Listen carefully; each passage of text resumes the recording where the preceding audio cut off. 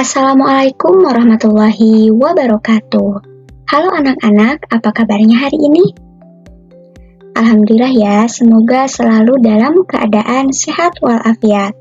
Baik, pada kesempatan kali ini di sini kita akan belajar terkait dengan materi yang baru, yaitu tentang kesebangunan, bangun datar, dan segitiga. Nah, di mana untuk tujuan pembelajaran kita hari ini, yang pertama yaitu siswa dapat menentukan kesebangunan dua bangun datar. Yang kedua, siswa dapat menentukan panjang sisi dan besar sudut dari dua bangun datar yang sebangun. Yang ketiga, siswa dapat menentukan kesebangunan pada segitiga.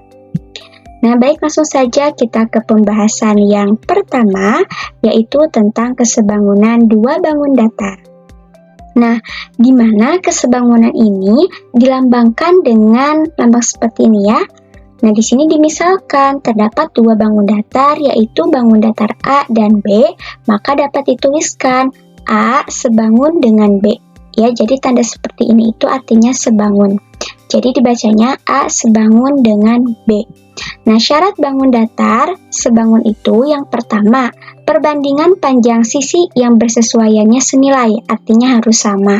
Yang kedua, besar sudut-sudut yang bersesuaian juga harus sama besarnya. Nah, untuk lebih jelasnya di sini terdapat contoh soal. Yang pertama di sini dapat kita lihat ya, perhatikan untuk gambarnya ada dua bangun datar. Nah, kira-kira ini jenis bangun datar apa? Oke, betul ya, persegi panjang. Nah, di sini terdapat dua bangun persegi panjang. Yang satu di sini lebih besar ya, yang di sini yang kedua lebih kecil. Nah, di sini untuk bangun persegi panjang EFGH, di sini IJKL. Nah, di sini untuk soalnya kita disuruh untuk membuktikan apakah bangun EFGH itu sebangun dengan IJKL. Nah, untuk membuktikannya yang pertama kita harus buktikan dulu apa panjangnya bersesuaian atau sama. Yang kedua, apakah sudut-sudutnya juga sama ya. Yang pertama di sini perbandingan panjang sisi yang bersesuaian senilai. Nah, caranya seperti ini. Kita akan membandingkan yang bangun datar yang besar ini EF dengan IJ. Nah, maka dapat kita tulis ya di sini untuk EF-nya di sini 9, untuk IJ-nya di sini 3. Nah, EF per IJ sama dengan 9/3 ya. Di sini 9/3 sama dengan 3/1. Artinya yang kecil ini 3 kali lipatnya dari yang besar. Dari mana? 3 kali 3 yaitu 9. Ya, itu. 3 kali 3 yaitu 9 ini. Jika kita kali 3 yaitu hasilnya 9. Kemudian yang kedua, nah kita akan membandingkan EH per IL. EH sini ya, per IL. Nah, di mana untuk EH yaitu 6, untuk IL yaitu 2. Jadi 6 dibagi 2 yaitu 3 atau 3/1. Kemudian di sini untuk perbandingan yang GH per KL. GH per KL. Di sini 9, di sini 3. Sama ya, tadi diperoleh 3/1. Kemudian ada FG dan JK ya. Di sini sama 6/2 sama dengan 3/1 ya. Jadi sama nih, panjang sisinya sama nilainya 3/1, 3/1 ya. Artinya bersesuaian. Kemudian di sini untuk besar sudutnya apakah sama besar? Nah, di sini kita lihat. Ini sudut apa kalau seperti ini? Sudut siku-siku. Berapa besarnya? 90. Nah, ini 90, 90, 90, 90. Di sini juga sama. Nah, kenapa bangunan yang kecil kok sudutnya sama dengan bangunan yang besar? Ingat ya, kalau sudut itu tidak melihat besar kecilnya bangun datarnya, tapi lihat sudutnya, ya sama di sini sudut siku-siku. Maka bisa kita tuliskan sudut E, nih ini ya, sudut E dengan sudut I itu sama 90, ya, sudut F dengan sudut J sama 90, sampai ke sudut H sama dengan sudut L yaitu sama 90 ya. Maka untuk syarat yang kedua pun sama nih, terbukti semua besar sudutnya sama. Maka dapat kita tuliskan terbukti bahwa bangun EFGH yaitu sebangun dengan bangun ICKL. Seperti itu ya untuk mengerjakan soal tersebut. Kemudian, di sini untuk contoh yang kedua, yaitu kita disuruh untuk menentukan panjang sisi dan besar sudut dari dua bangun datar yang sebangun. Nah, ini ada dua bangun datar. Namanya bangun datar apa? Betul ya, trapesium. Di sini ada yang besar, trapesiumnya ada yang kecil. Nah, caranya seperti yang tadi, sama ya. Kita lihat dulu nih, berapa kali lipatnya nanti yang kecil itu. Untuk membuktikannya, yang pertama kita harus menentukan dulu perbandingan panjang sisi-sisi yang bersesuaian. Perhatikan, di sini 4 untuk panjang MN, di sini 12. Oke, kira-kira 4 ke 12 dikali berapa? 4 dikali berapa supaya jadi 12? Dikali 3 ya. Iya tidak? Hasilnya ini ya. Hasilnya 12. Oke. Nah, kemudian di sini bisa kita tuliskan ya. TU per KL, UV per ML, VW per MN, WT per NK itu sebangun. Ya. Jadi di sininya pun sama nanti. Bisa kita tuliskan, di sini 12 per 43, maka semuanya sebangun. Kok bisa sebangun? Nah, kita akan membuktikannya seperti ini ya. Di sini, jika panjang KL-nya yaitu 7 cm, ini ya, 7 cm, maka ini berapa nih? TU-nya. Lihat, yang atas dikalikan 3. Nah, berarti yang bawah juga dikalikan berapa? Karena sebangun tadi di sininya. Berarti di sini kita bisa tuliskan 7 dikali 3. Yaitu berapa? 21. Baik, maka di sini kita bisa tuliskan 20 cm ya untuk panjang TU-nya. Nah, di sini kemudian kita akan menentukan tinggi dari trapesium KLMN. Yang mana? Yang ini ya, tingginya. Nah, perhatikan di sini diketahui nih untuk tinggi TU VW itu udah ada 9. Nah, kira-kira tinggi dari bangun trapesium KLMN berapa? Ya, tadi kan 4 dikali 3 yaitu 12 ya. 7 dikali 3 yaitu 21. Nah, karena ini sebangun bisa kita tebak. Ya, berapa kira-kira? Betul ya, 3. Dari mana? Angka berapa yang dikalikan 3 hasilnya 9, yaitu 3 ya. 3 dikalikan 3, oke, hasilnya yaitu 9. Nah, maka di sini diperoleh untuk tinggi KLMN yaitu 3 cm. Untuk berikutnya di sini kita akan menentukan besar sudutnya. Yang tadi kan panjang sisi ya. Di sini kita akan menentukan besar sudut. Nah, di sini bangun datar apa? Betul, yaitu layang-layang ya. Nah, di sini diketahui ada dua bangun layang-layang. Yang besar itu IJKL, kemudian yang kecilnya yaitu EFGH. Nah, di mana untuk sudut dari E ini 108. Untuk F di sini 94 ya. Kira-kira sudutnya bakal sebangun nggak? Ingat ya, kalau sudut itu tidak dipengaruhi oleh besar atau kecilnya bangunannya, tapi lihat sudutnya. Kira-kira di sudut I ini berapa? Sama ya, 108, kan sebangun. 108 derajat. Oke. Nah, kira-kira yang F ini sebangun dengan mana? Betul, dengan yang J. Yaitu berapa di sini? 94. Ya.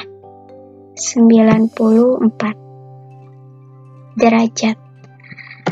Nah, di sini di soalnya diketahui layang-layang EFGH sebangun dengan layang-layang IJKL. Nah, tentukan besar sudut ILK. Nah, ini yang kita akan cari. Nah, di sini yang diketahuinya cuma 2 nih. Kita akan mencari sudut L. Seperti apa? Nah, cara jawabnya gini. Sudut layang-layang itu keseluruhan sama dengan sudut dari lingkaran.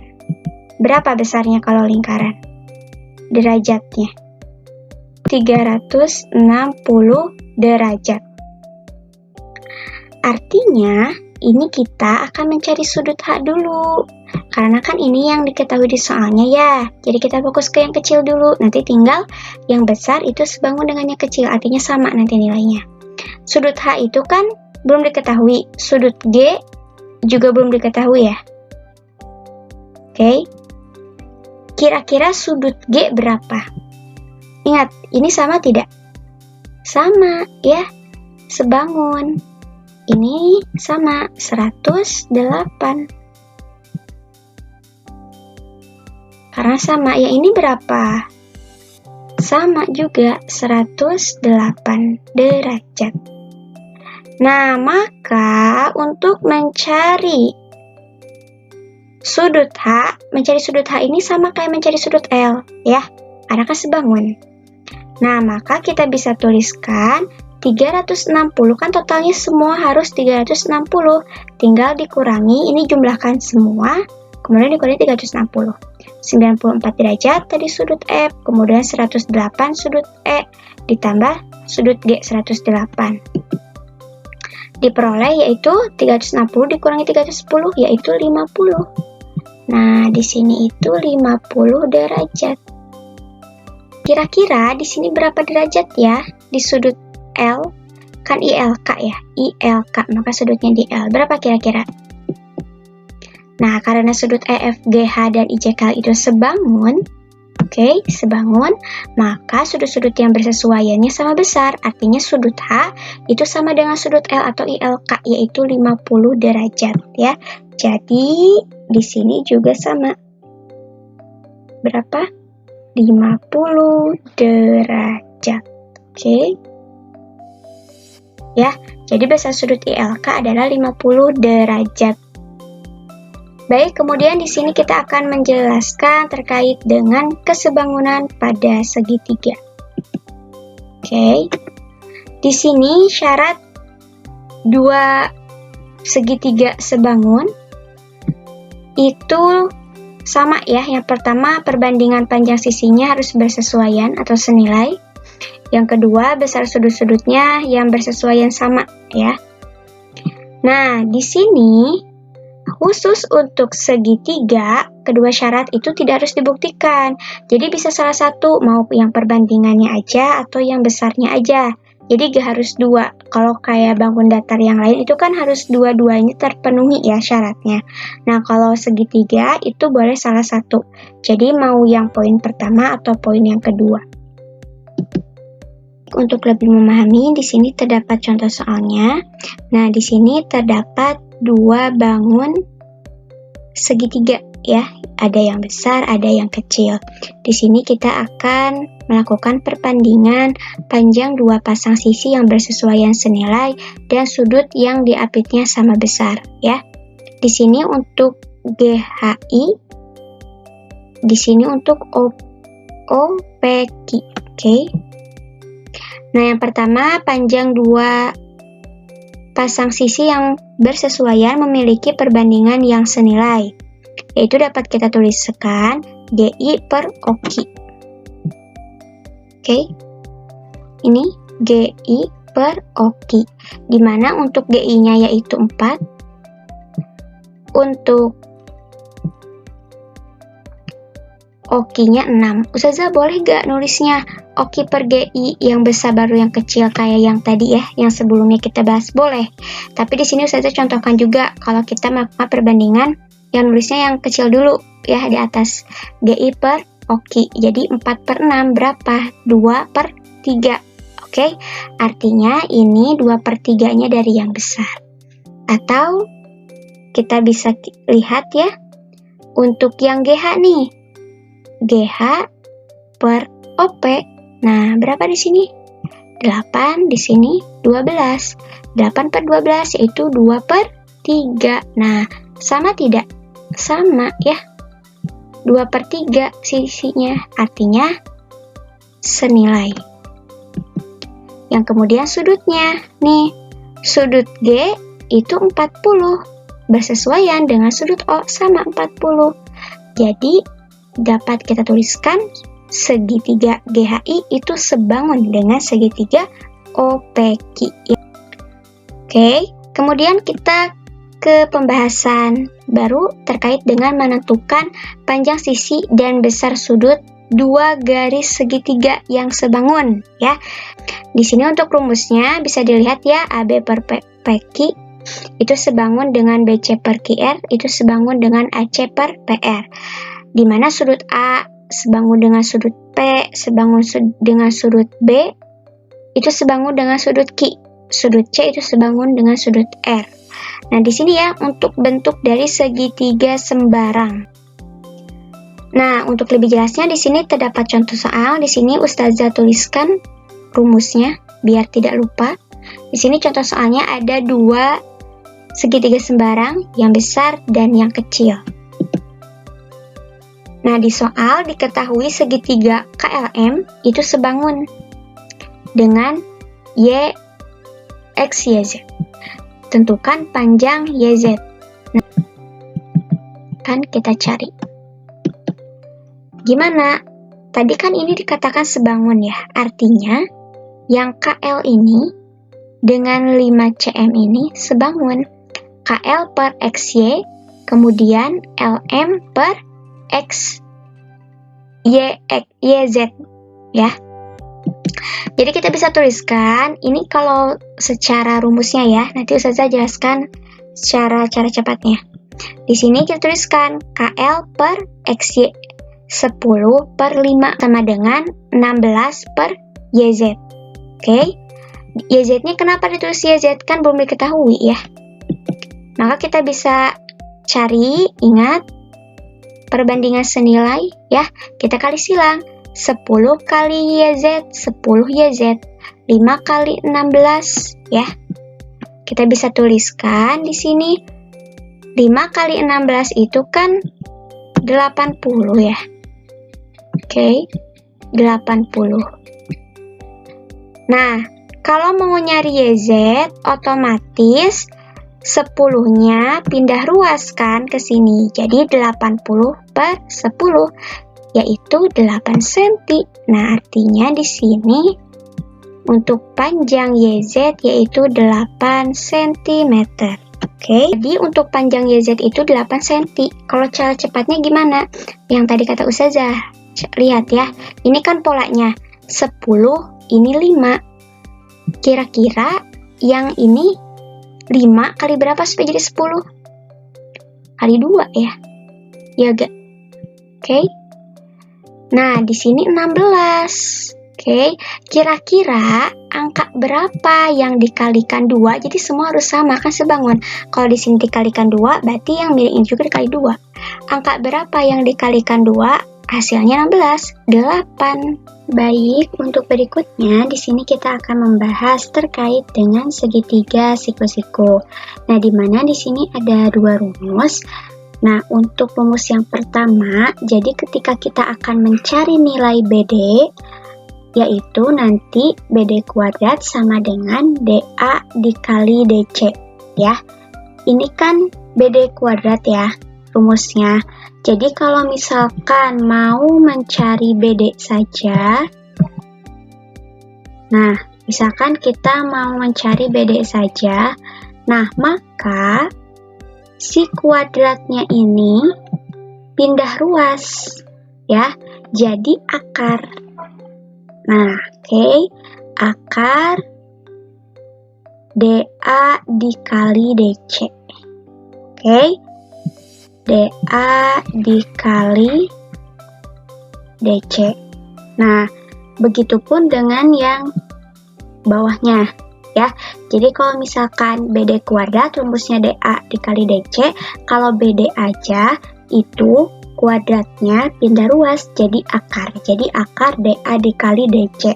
Nah, begitupun sampai yang BC kuadrat juga sama ya, nanti seperti itu. Kemudian untuk rumus Pitagoras ya, jika mencari AC, maka rumusnya AB kuadrat ditambah dengan BC kuadrat. Kalau mau mencari AB kuadrat, AB, maka AC dikurangi BC.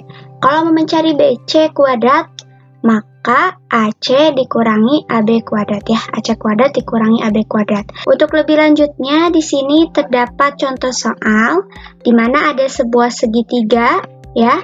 Untuk panjang AB itu ada 8. Kemudian panjang BC itu ada 15 ya. Di sini ada rumus-rumusnya. Rumus yang tadi disimpan lagi. Nah, di sini untuk panjang AC, oke, panjang AC, tentukan panjang AC. Jadi belum diketahui, nanti kita akan cari untuk panjang AC-nya, kemudian panjang AD-nya berapa, dan panjang BD-nya berapa. Oke, yang pertama di sini kita akan mencari panjang AC terlebih dahulu. Ya, tadi rumus AC apa? Ini ya.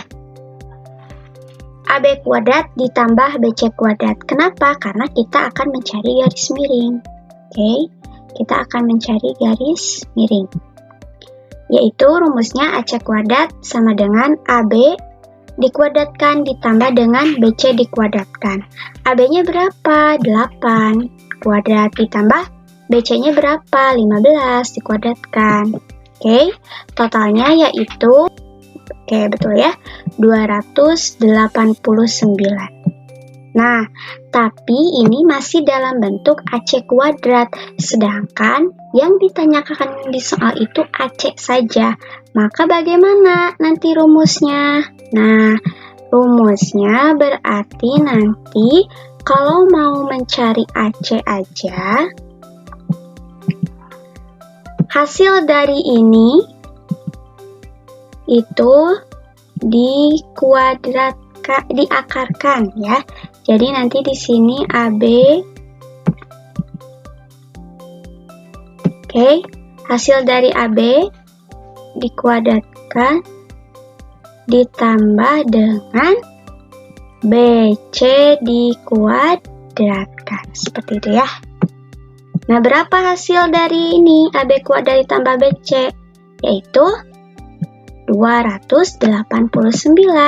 Maka kita bisa tuliskan AC yang tadinya kuadrat pindah ruas jadi akar. Akar dari 289 yaitu 17 cm. Jadi panjang AC ya, ini adalah 17 cm. Oke. Nah, itu untuk mencari panjang AC. Kemudian kita akan mencari panjang AD ya. Lihat di sini di rumus yang ini. Nah, AD ada di mana? Di sini ya. DA AD sama. Nah, kita di sini akan mencari AD dengan rumus kedua. Oke. Kenapa dengan rumus kedua? Karena di sini sudah ada dua yang telah diketahui. Nilai AB kuadrat ini ya. Di soal AB-nya sudah diketahui yaitu 8. Kemudian AC-nya juga sudah diketahui 17. Jadi ini lebih mudah kita gunakan rumus yang kedua ini. Jadi kalau mau mencari AD seperti apa? Kita substitusikan. AB kuadratnya kan 8 ya. 8 dikuadratkan sama dengan AD dikali 17. Nah, kita akan mencari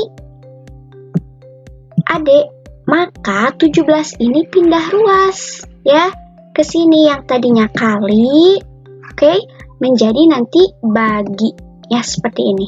8 dikuadratkan yaitu 64, berarti 64 dibagi 17 sama dengan nilai AD. Berapa hasilnya? Yaitu 3,8 cm. Nah, maka panjang AD nih, AD sama dengan ini 3,8. Oke, 3,8. Nah, kemudian kita akan mencari panjang BD. Nah, BD berapa? Di sini nih. BD adalah ini ya. Nah, di sini untuk mencari BD, DA-nya sudah diketahui belum? Atau AD-nya udah? 3,8. Tinggal apa? Tinggal DC-nya atau CD ya. Ini sama aja. Nah, cara untuk mencari CD-nya seperti apa? Nih, ini ya. Jadi kita harus cari dulu ini, panjang ini sebelum mencari BD. Karena kalau untuk mencari BD, itu harus mengetahui CD-nya dulu atau panjang dari DC. Perhatikan di sini ya. A ke D itu 3,8. Sedangkan A ke C itu 17. Jadi kalau mau mencari sisanya gimana? Betul ya, tinggal 17 aja dikurangi 3,8. Nah, berapa hasilnya? 13,2. Nah, maka di sini adalah 13,2. Oke. Bagaimana cara membuktikannya? Apakah betul 13,2? Kita jumlahkan aja. 3,8 ditambah 13,2 berapa? 17 ya, maka betul. Panjang AD 3,8, panjang CD atau DC yaitu 13,2. Sehingga untuk panjang dari BD kuadrat itu adalah 3,8 dikali 13,2. Berapa? Yaitu 50,16. Ingat, kita hanya mencari nilai BD saja. Jadi untuk mencari nilai BD, yang kuadratnya ini pindah ruas jadi akar. Akar dari 50,16 adalah 7,1 ya. Itu untuk mengerjakan soal terkait dengan segitiga siku-siku. Baik, mungkin hanya itu yang dapat disampaikan terkait dengan materi kesebangunan bangun datar dan segitiga. Silahkan belajar lagi di rumah. Sampai ketemu di pertemuan berikutnya. Assalamualaikum warahmatullahi wabarakatuh.